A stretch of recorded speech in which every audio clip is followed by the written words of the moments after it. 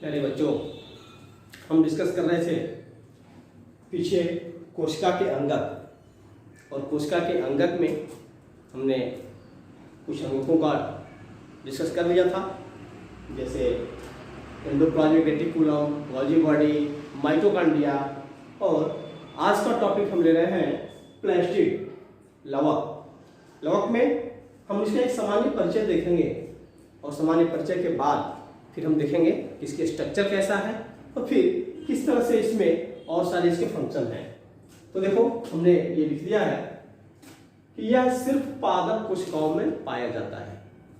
ऐसे आप लिखते चलें, सिंपल सा है, एकदम दिमाग में बैठा लेना है कि प्लास्टिड कहाँ पे, सिर्फ पादप कोशिकाओं में, जंतु कोशिकाओं में नहीं पाया जाता। दूसरी चीज कि यह दोहरी परत की झिल्लियों से बनी हुई होती है, बिल्कुल वैसे ही कैसे जैसे माइटोकॉन्ड्रिया बना था, ये दोहरी परत की झिल्ली, ठीक है ना, एक झिल्ली ऐसे और फिर दूसरी एक झिल्ली इसके साथ और जो है लगी रहती है, तो ये दो झिल्लियों से युक्त होता है। ये भी आपको जो है जानना है, ये एक स्पेशल इसका जो है गुण है। और दूसरी चीज कि इसमें स्वयं का डीएनए और राइबोसोम पाया जाता है। जैसे याद करो, कहाँ था ये, माइटोकॉन्ड्रिया में था। माइटोकॉन्ड्रिया में जैसे क्या था, स्वयं का डीएनए था और उसका अपना का राइबोसोम था।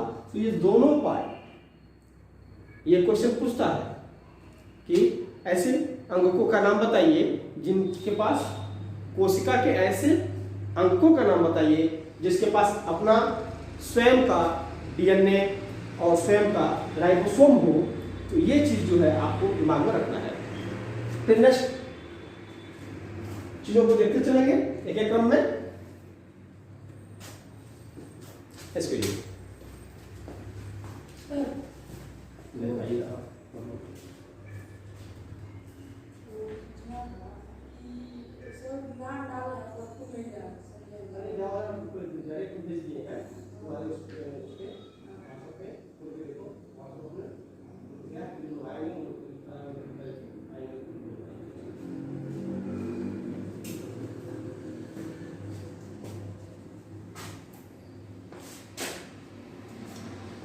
हाँ, तो ये हम डिस्कस कर रहे थे यहाँ पे।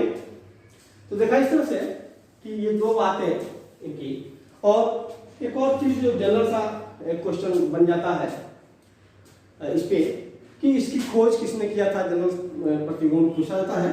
तो आप ये भी जान लें कि इसकी खोज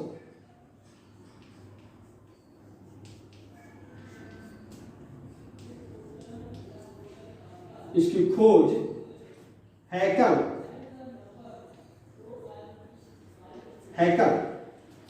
नामक वैज्ञानिक ने किया था।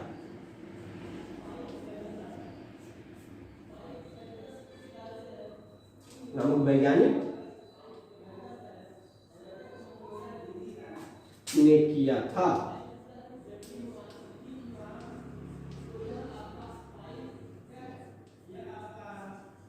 ठीक है, इसकी खोज हैकल नामक वैज्ञानिक ने किया था। ये जनरल सा सूचना है, आपको याद रखना है। और दूसरी चीज इसमें एक बात और जुड़ जाती है, इसलिए कंफ्यूजिंग के लिए ये क्वेश्चन बन जाता है, क्योंकि इसका नाम जो प्लास्टिड है, ये प्लास्टिड नाम एक दूसरे वैज्ञानिक सिंपल ने दिया था। तो इसलिए कंफ्यूज करने के लिए क्वेश्चन बनाया जाता है। तो अक्सर बच्चे जो है खोज में या तो सिंपल को डाल देते हैं, या कभी पूछा जाता है कि इसका नाम प्लास्टिड किसने रखा, इस संरचना का नाम प्लास्टिड किसने रखा, तो बच्चे मिस करके हैकल को डाल देते हैं।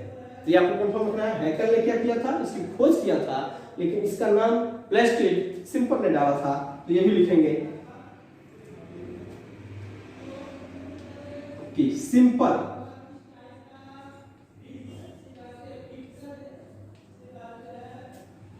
ने इसका नाम प्लास्टिड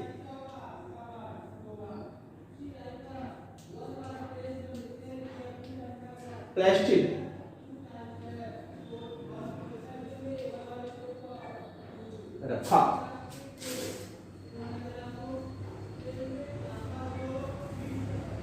ये प्लास्टिड नाम दिया, ठीक है। तो ये एक आपको जनरल सूचना है। एक और बड़ा इंपॉर्टेंट सूचना है, ये भी आपको जो जानना है, तो इसको भी हम ले लेते हैं, फिर आगे देखते हैं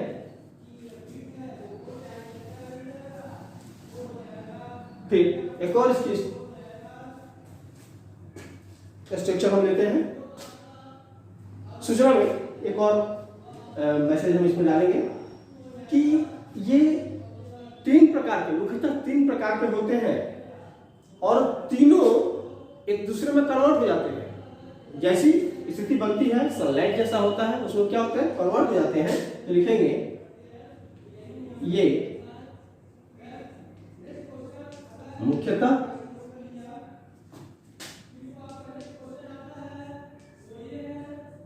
तीन प्रकार के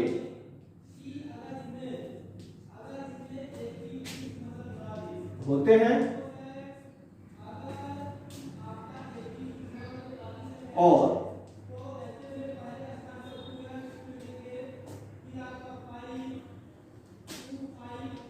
ये एक दूसरे में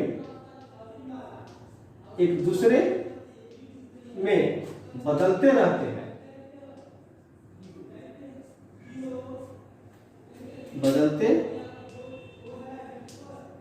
रहते हैं, ये एक विशेष गुण है इनका, ये भी आपको जानना है। तो इस तरह से आपने देखा एक सामान्य परिचय प्लास्टिड के बारे में। इतने फैक्ट्स आपके दिमाग में सेट होना चाहिए। प्लास्टिड का नाम आते ही सबसे पहली बात आपके दिमाग में क्या आना चाहिए कि ये पौधों में होता है। दूसरी बात, दोहरी झिल्ली से घिरा हुआ होता है।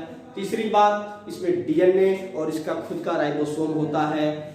अगली बात कि इसकी खोज किसने किया, हैकल ने किया और सिम्पर ने इसका नाम प्लास्टिड रखा। और फिर ये मूल रूप से 3 प्रकार के होते हैं और तीनों एक दूसरे में परिवर्तित होते रहते हैं, बदलते रहते हैं। तो इतनी फैक्ट्स तो सीधा सीधा आपके दिमाग में 2-3 बार आप लिखोगे, देखोगे तो क्लियर हो जाएगा, ये जानना है। अब हम देखेंगे कि इसका संरचना कैसा है, स्ट्रक्चर कैसा है। आप इसको पॉज करके लिख लेंगे।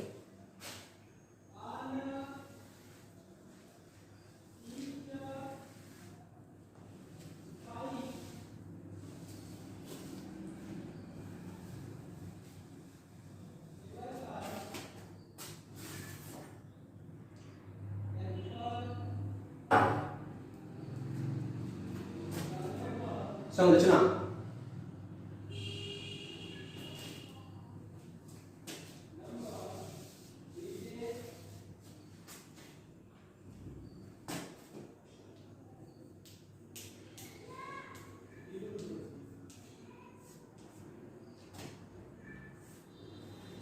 स्ट्रक्चर क्या है इसका, कैसे ये दिखता है, और देखते हैं। दोहरी परत,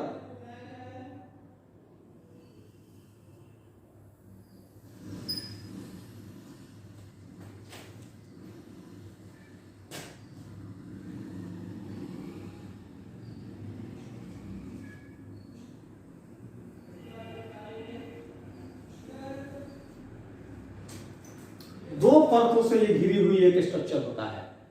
ठीक है, इसमें और इसके, अब देखा आपने, ये क्या हो गया, बाह्य झिल्ली। सरल सी बात है, इसको लिखेंगे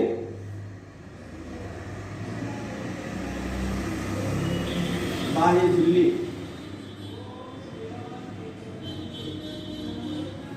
और ये हो जाएगा अंतर झिल्ली। ठीक है, ये हो गया अंतर झिल्ली। अब इस अंतर झिल्ली के अंदर का जो पूरा स्पेस है, इसके अंदर एक पदार्थ होता है, द्रव होता है, और उसको हम बोलते हैं स्ट्रोमा। इसके अंदर के द्रव को क्या बोलते हैं, स्ट्रोमा। क्रम वाइज आप जो है बिल्कुल इसी तरह से अपने दिमाग को सेट करते चले, ऐसे लिखते चले। इस स्ट्रोमा के अंदर कुछ संरचनाएं होती हैं जो बड़ा इंटरेस्टेड होती हैं। वो आप देखेंगे कि कुछ इस तरह की प्लेट नुमा, ये एक दूसरे के ऊपर ऐसी सजी हुई, देख रहे हैं।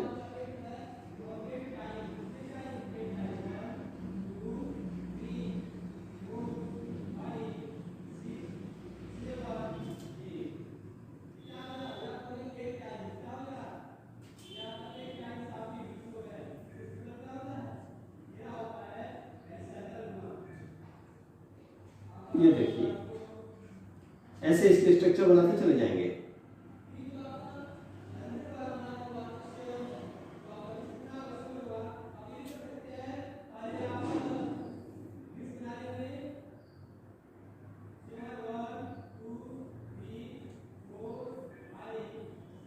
एक अच्छी सी संरचना आपको बनाना होगा।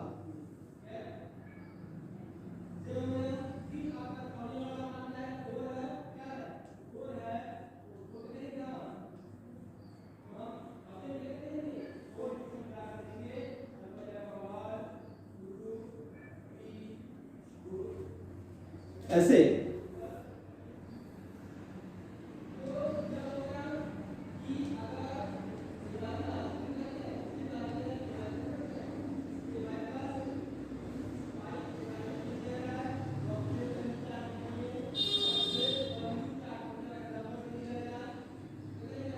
एक प्लेट जैसे एक दूसरे के ऊपर रखा होता है, या सिक्का को जो एक दूसरे के ऊपर घेर कर रखे रहते हैं, बिल्कुल वैसे ही एक ये संरचना बनाती है। और ऐसा स्ट्रक्चर इसके अंदर पूरा का पूरा होता है।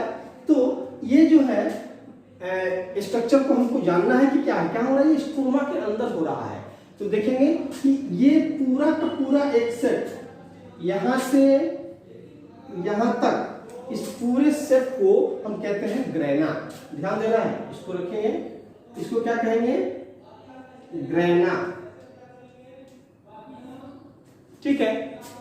और फिर इसमें से किसी एक को, अगर एक हम जो है इसको बाहर निकालें, सपोज करिए कि अगर ये प्लेट है, प्लेट को आपने रखा, तो एक प्लेट को बाहर निकालें, तो एक प्लेट जो होगा उसको हम कहते हैं थाइलैकाइड।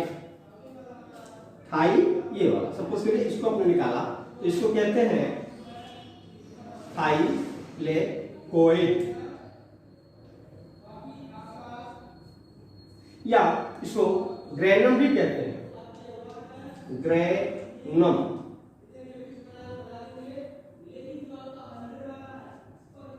क्या कहेंगे, ग्रेनम कहेंगे। तो देखा आपने कि दोहरी झिल्ली से घिरी हुई है, इसके अंदर स्ट्रोमा है, स्ट्रोमा के अंदर झिल्लियों युक्त एक स्ट्रक्चर दिखाई देता है, जो एक दूसरे के ऊपर जो है सिक्कों के ढेर जैसा आकृति बना करके जो है लगा रहता है। और ये जो है ग्रेना कहलाता है, इसका पूरा एक सेट ग्रेना, और उसमें का एक इसकी इकाई, इसको हम कहते हैं ग्रेनम। अब इसी ग्रेना के ऊपर क्लोरोफिल, और वो क्लोरोफिल क्या करता है, वर्क देखिए क्या है, इस पे क्या होता है, क्लोरोफिल होता है, और इसी पे सनलाइट को ट्रैप किया जाता है, यानी सनलाइट को संचित किया जाता है, उसको रोका जाता है, बांधा जाता है, और फिर उसके द्वारा, समझा रहे आपको, जब उसको क्या किया, सनलाइट को यानी कि प्रकाशीय ऊर्जा को संचित किया, फिर उससे क्या होगा, उससे प्रकाश संश्लेषण की क्रिया होगी। आपको मालूम है, पौधे प्रकाश संश्लेषण की क्रिया करते हैं और अपना भोजन बनाते हैं, क्लास 6 से पढ़ते आ रहे हैं। तो क्या हुआ कि यहाँ पे क्या होता है, इसी ग्रेना में प्रकाश की ऊर्जा को अवशोषित किया जाता है, और फिर उससे प्रकाश संश्लेषण की क्रिया पूरी होती है, जो और अच्छे से आपको आगे हिस्ट्री की क्लास में जानना है। और फिर उसके द्वारा जो है पौधे अपना भोजन बनाते हैं, और भोजन में क्या बनाते हैं, स्टार्च और शर्करा। ठीक है ना, स्टार्च और शर्करा, मंड जिसको कहते हैं, मंड और शर्करा मुख्यतः जो है भोजन बनाते हैं, और उसकी भोजन से पूरे जीवों का अपना कार्य संपन्न होता है, जीवों का कार्य चलता है। ठीक है, तो ये बड़ा इंपॉर्टेंट है। और इसी में, इसके बीच में आपको जो है इसका अपना जो बात चल रही थी, क्या एक और चीज था कि इसका स्वयं का डीएनए और स्वयं का क्या होता है, राइबोसोम होता है, तो उसको भी इस स्ट्रक्चर में दिखाएंगे। ठीक है ना, तो चलिए हम दिखाते हैं इसको, और हम इसका राइबोसोम दिखाते हैं।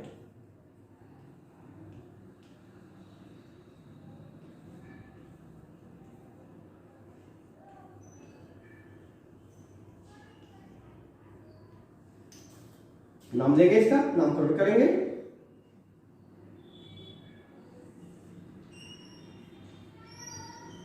राइबोसोम।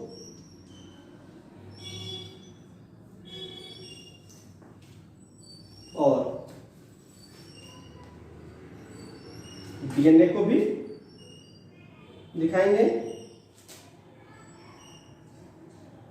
डीएनए। तो देखा आपने, ये इसकी स्ट्रक्चर है प्लास्टिड का, बिल्कुल ऐसे ही बनाना है सुंदर सा। मैं आपको एक होमवर्क देता हूं कि संरचना में इसका एक अच्छा सा फिगर बनाइए। फिगर में हर यूनिट को, हर पार्टिकल को आपको नाम बाय नेम जानना होगा। ये नाम मैंने लिख दिया है, ये समझ लीजिएगा। और संरचना का एक्सप्लेन मैं नहीं कर रहा हूं, ये आप स्वयं लिखिएगा। कैसे लिखेंगे कि मैं बता रहा हूं, उसके हिसाब से आप देखिएगा, ट्राई करिएगा अपने शब्दों में लिखने के लिए। प्लास्टिड एक दोहरी झिल्ली युक्त परत से घिरी हुई संरचना होती है। बाहर की परत बाह्य झिल्ली और अंदर की अंतः झिल्ली कहलाती है। अंतः झिल्ली के अंदर भरा हुआ पदार्थ स्ट्रोमा कहलाता है। स्ट्रोमा के अंदर झिल्लियों से युक्त कुछ संरचनाएं जो कि एक दूसरे के ऊपर सजी हुई होती हैं, दिखती हैं।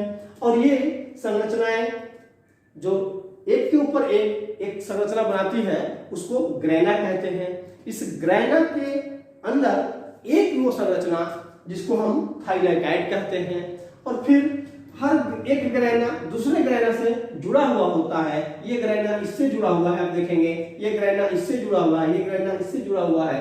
तो ग्रेना एक दूसरे से जुड़ती है और उसको हम कहते हैं स्ट्रोमा लैमेली। ये जुड़ने वाला, ये देखिएगा, ये हमने आप नाम छोड़ दिया है, इसको क्या कहते हैं, स्ट्रोमा लैमेली। तो ये भी बड़ा इंपॉर्टेंट है, इसको भी हम देखेंगे। ये वाला कौन सा स्ट्रक्चर है, ये क्या है, यहां लिखेंगे स्ट्रोमा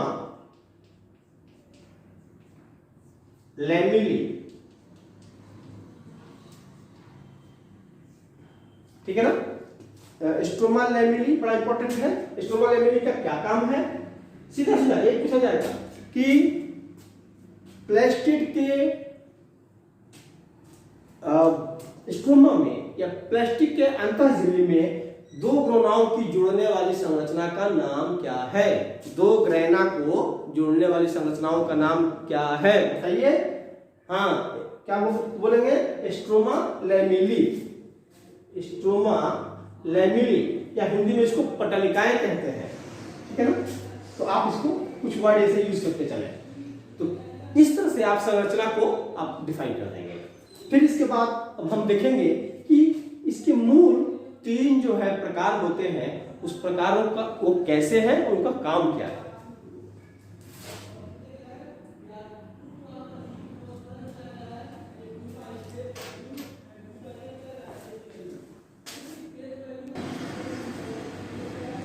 अब देखें, इसको जो है साफ किया जाए।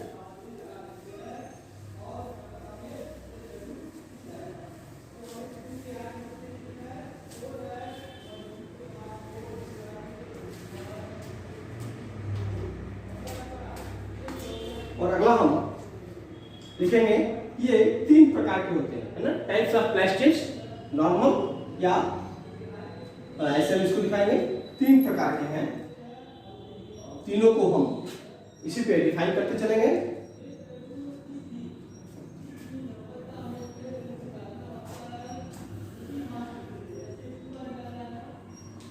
चलिए, सबसे पहले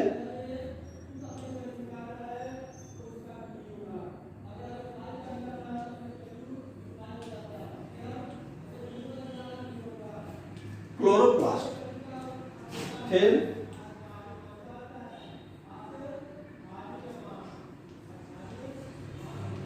क्रोमोप्लास्ट, फिर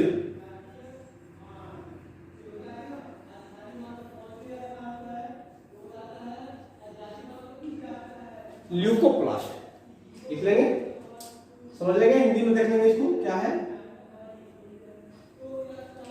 क्लोरो प्लास्ट,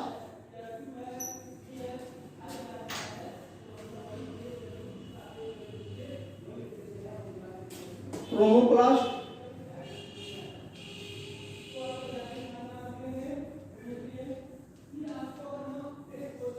ल्यूकोप्लास्ट।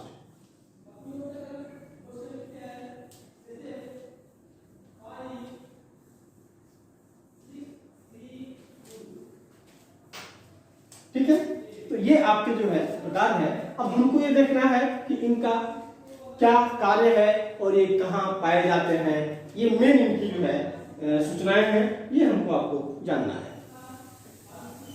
देखेंगे, सीधे शुरू करते हैं। क्लोरोप्लास्ट आपने बहुत पढ़ा होगा कि इसके अंतर्गत क्या होता है, एक पर्णहरिण पाया जाता है, इसे क्लोरोफिल कहते हैं। यहाँ पे क्लोरोप्लास्ट में सबसे पहले क्या लिखेंगे,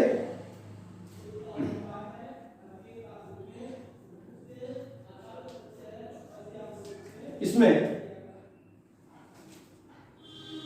क्लोरोफिल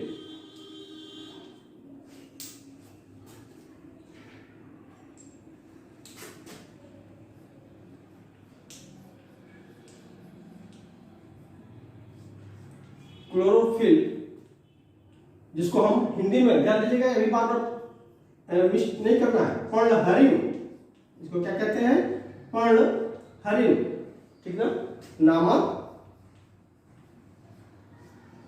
हरे रंग का वर्णक पाया जाता है।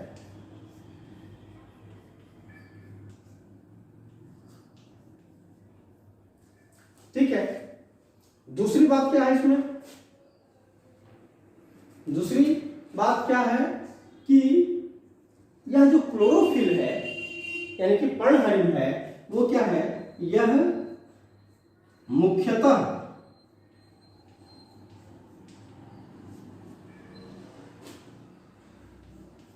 हरे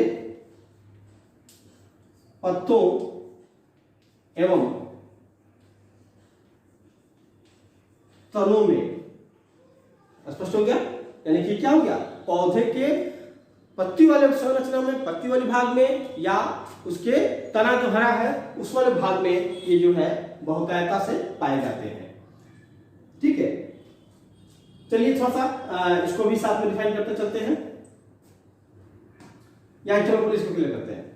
फिर अब यहां देखो, ये मुख्यतः हरे पत्तों या तनों में पाए जाते हैं। फिर होता क्या है, इसी में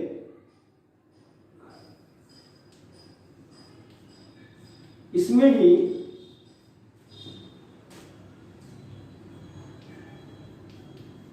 प्रकाश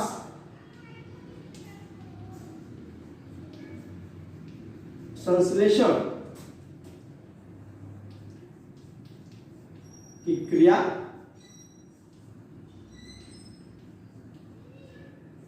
संपन्न होती है।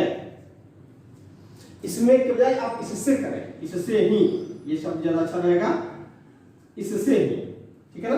वो प्रोसेसिंग मैंने आपको बता दिया था उसमें किस तरह से जो ग्रेना है, ग्रेना में होता है, तो इससे ही प्रकाश संश्लेषण की क्रिया संपन्न होती है। ठीक है ना, ये इतनी सूचियां हुई इसकी। अब आगे हम देखते हैं कि क्रोमोप्लास्ट में क्या होता है।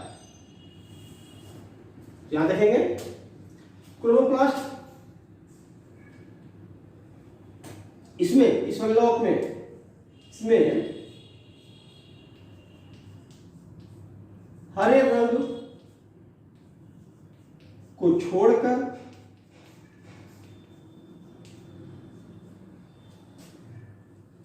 ध्यान देना है, लाल, पीले एवं नारंगी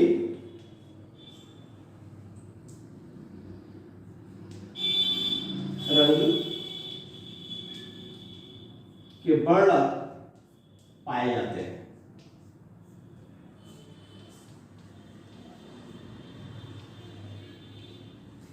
और क्लियर है, इसमें हरे रंग को छोड़ देते हैं, क्यों, क्योंकि हरा रंग कहां चला गया, क्लोरोप्लास्ट में, और इसी क्लोरोफिल की वजह से इसको क्या कहते हैं, क्लोरोप्लास्ट कहते हैं।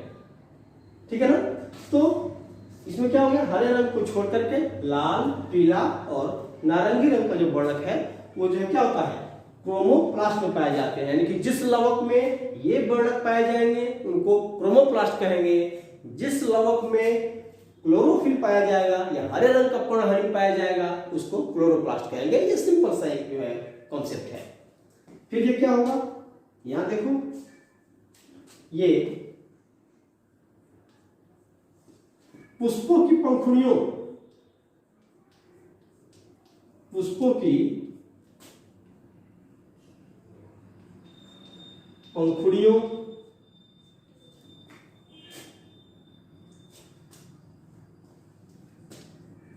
एवं फलों में मुख्यतः यानी प्रभावी रूप से, फिर क्या होता है, ये वर्णक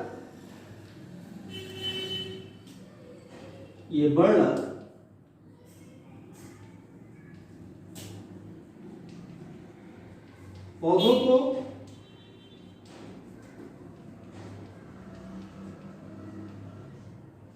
विभिन्न रंग प्रदान करते हैं।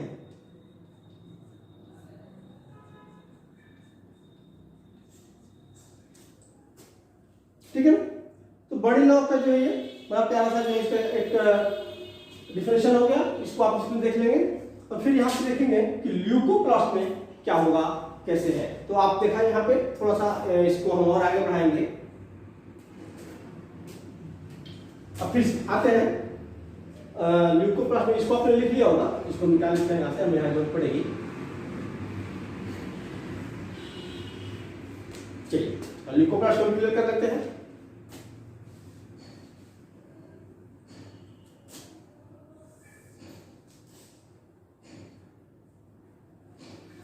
तो ल्यूकोप्लास्ट सफेद या रंगहीन, क्या लिखेंगे इसको, यहां पे कर लीजिए कि यह सफेद या रंगहीन होता है। पहली बात। दूसरी बात ध्यान देना इसको, दूसरी बात इसमें क्या है, यह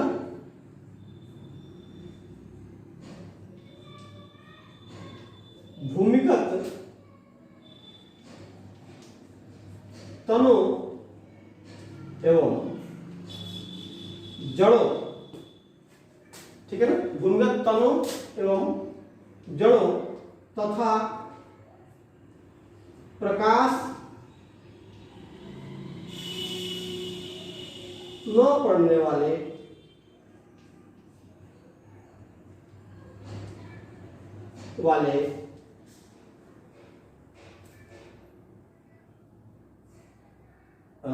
लिख लेते हैं,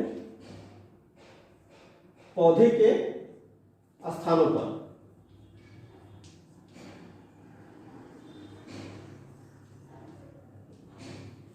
इसको आप अपने भाषा में सही कर लीजिएगा कि उन स्थानों पर जहां पर प्रकाश क्या हो रहा है, नहीं पड़ रहा है। पौधे के वे स्थान, वे भाग, ठीक है ना, पौधे के वे भाग जिन पर प्रकाश नहीं पड़ रहा, स्थानों के जो भाग लिखिए, जहां प्रकाश न पड़ने वाले पौधे के भागों पर, ठीक है ना। तो अब क्लियर हो यहाँ पे कि ये भूमिगत तनों या जड़ों में या फिर ऐसे स्थान पर जहां पे क्या हो रहा है, प्रकाश नहीं पड़ रहा है, तो वहां पे ये पाए जाते हैं। फिर इसको हम जरा आगे बढ़ाएंगे। अब इसमें आएंगे क्लोरोप्लास्ट को आगे कंटिन्यू करिएगा, ऐसे ही चार्ट बना लीजिएगा। चार्ट बना करके कंपेयर करके जब किसी चीज को तैयार करते हैं तो बहुत आसानी से तैयार होता है, जल्दी तैयार होता है। तो फिर से यहाँ पे देखेंगे, यहाँ पे थोड़ा सा एक बात और आगे बढ़ाना था कि इससे ही प्रकाश संश्लेषण की क्रिया संपन्न होती है क्लोरोफिल से। क्लियर हो गया। तो क्या होता है, एक और बात यहाँ पे आपको मालूम भी है, प्रकाश संश्लेषण की क्रिया द्वारा पौधे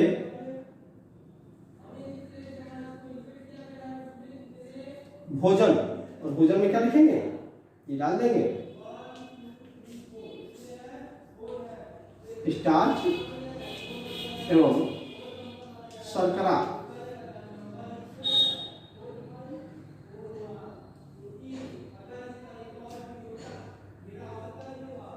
बनाते हैं। एक ये सूचना थी, ये स्पष्ट सूचना यहाँ पे आपको डालना होगा।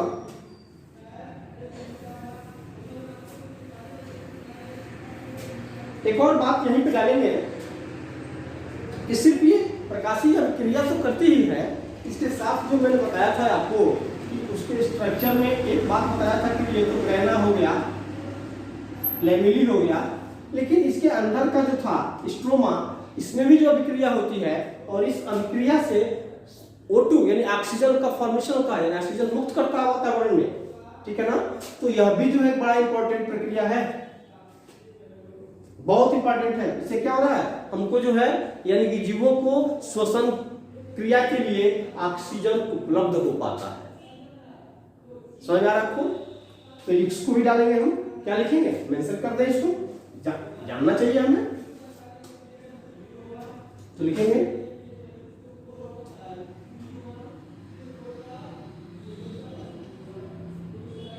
इस प्रक्रिया में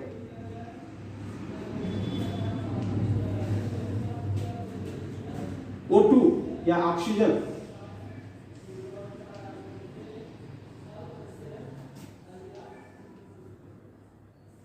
O2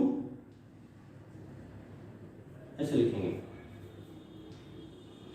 का मुक्त होना, नहीं और सही करिए, O2 का वातावरण में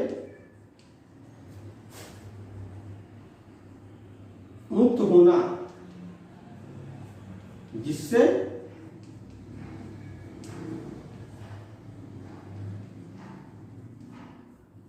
जीवों को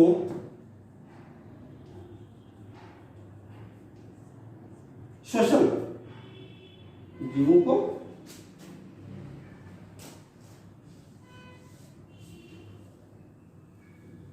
श्वसन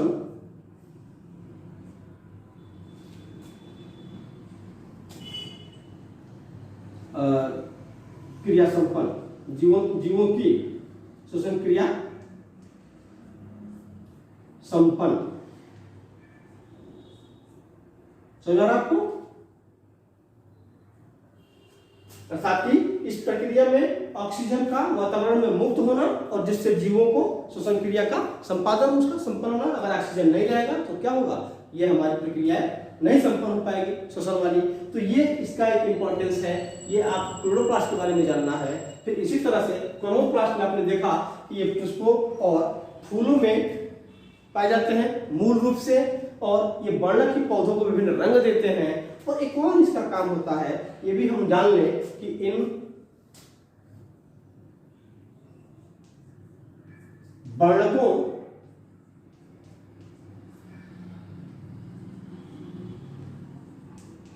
के कारण ही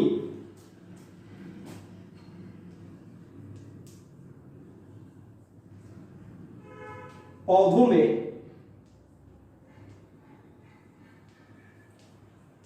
परागण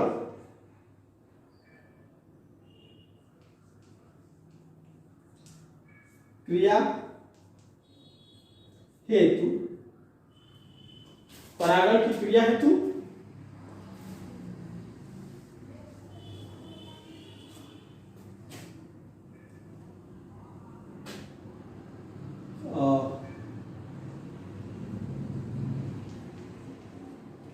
कीट पतंगों तथा जीवों को आकर्षित करना।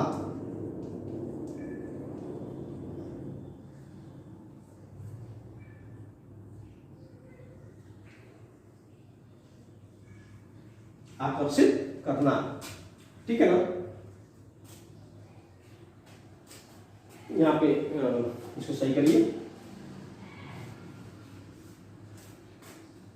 जीवों को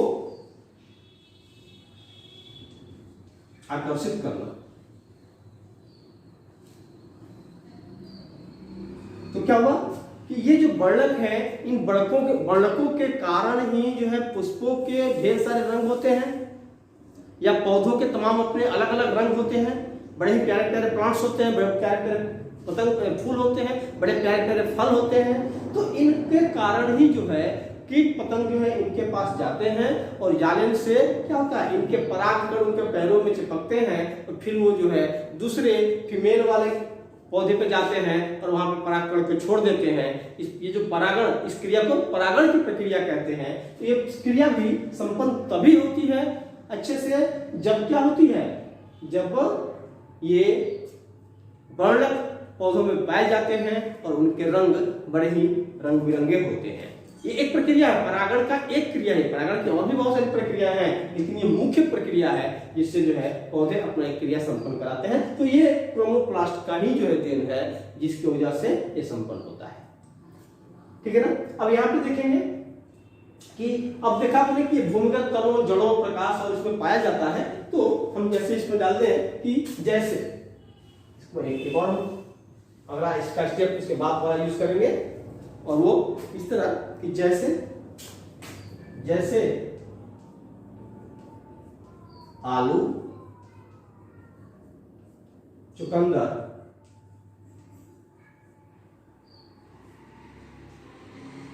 या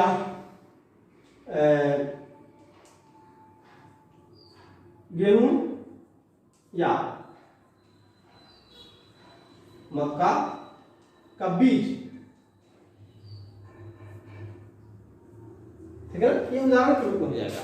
ये क्या होते हैं, इनके में क्या पाए जाते हैं, ल्यूकोप्लास्ट पाए जाते हैं। यानी कि इनके कोशिकाओं में प्लास्टिक जो होता है वो किस प्रकार का होगा, ल्यूकोप्लास्ट का होगा। इनके कोशिकाओं में क्रोमोप्लास्ट का होगा। इनके रंगीन वर्णक इनके में पाए जाएंगे और इनके में क्या हो जाएगा, सिर्फ और सिर्फ हरे रंग का वर्णक जो है इनके में पाया जाएगा। इस प्रकार जो है इनका ये सारी कैरेक्टरिस्टिक है, इनके जानने हैं आपको और जान करके इनके बारे में क्लियर करना है। आप इस तरह का चार्ट बना लीजिएगा और चार्ट बना करके फिर से इनको क्या करेंगे, आप क्लियर कर लीजिएगा। एक और इसमें चीज को करके हम जो एक्सप्लेन करते हैं कि एक और बात इसमें हमको देखना होगा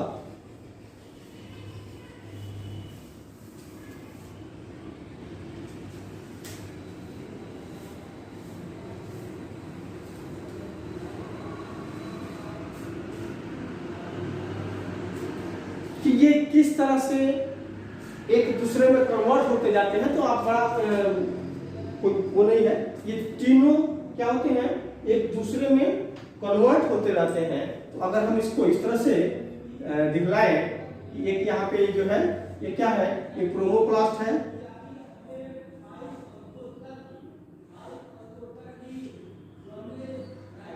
ऐसे आप बना लें। एक जो है आप ये बना लें,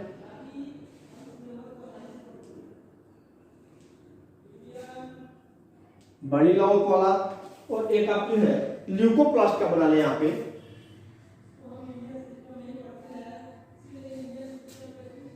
आप नाम दे दें इनका,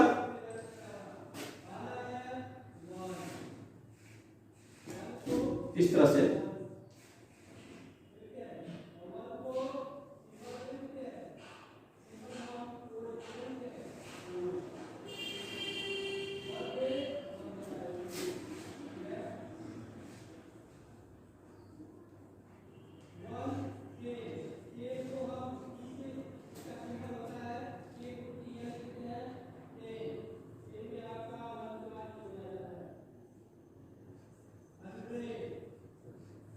ल्यूकोप्लास्ट देखा आपने, ये तीनों है।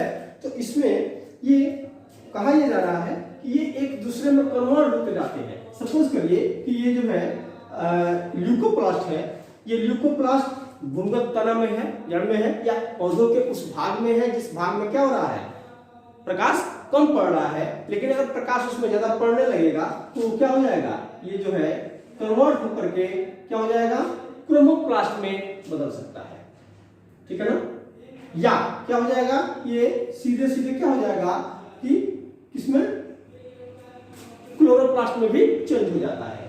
इसी प्रकार सनलाइट पड़ने से ये क्या हो जाएगा, ये क्लोरोप्लास्ट क्या हो जाएगा, क्रोमोप्लास्ट में बदल जाएगा। ठीक है। या ये जो है क्रोमोप्लास्ट सनलाइट पड़ने पे या उस स्थिति में कुछ समय के बाद ये क्या हो सकता है, सीधे सीधे ल्यूकोप्लास्ट में भी बदल सकता है, यानी कि एक इंटरचेंज हो रहे हैं, इसको इंटर कन्वर्जन कहते हैं, ठीक है ना। तो अंतरा परिवर्तन ये क्या हो सकता है, फिर ये जो है क्या हो सकता है, क्लोरोप्लास्ट ल्यूकोप्लास्ट में भी बदल सकता है, और इसी प्रकार से क्रोमोप्लास्ट क्या हो सकता है, क्लोरोप्लास्ट में बदल सकता है, यानी कि ये इंटर कन्वर्जन करते हैं ये, और इस प्रकार जो है एक दूसरे में लगातार बदलते रहते हैं। तो इसको हम यहां डालेंगे कि लवक या प्लास्टिड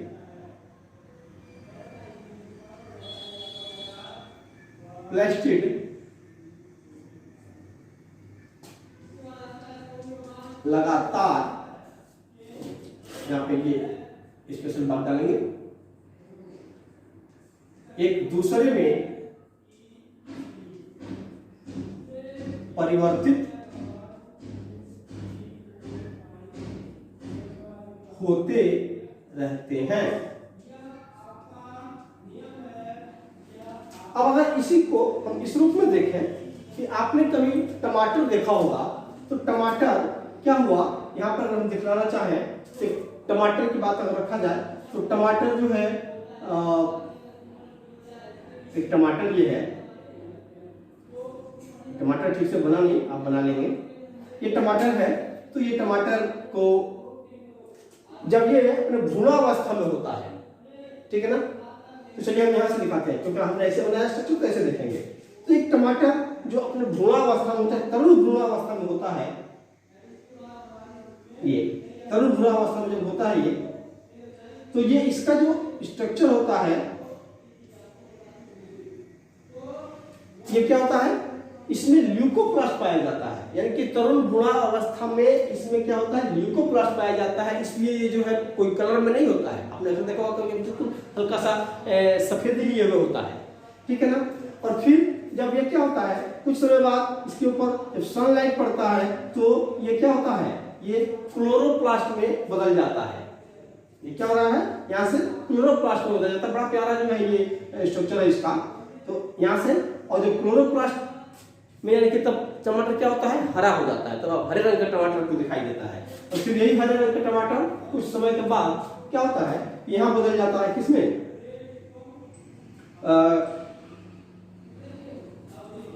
लाल रंग में।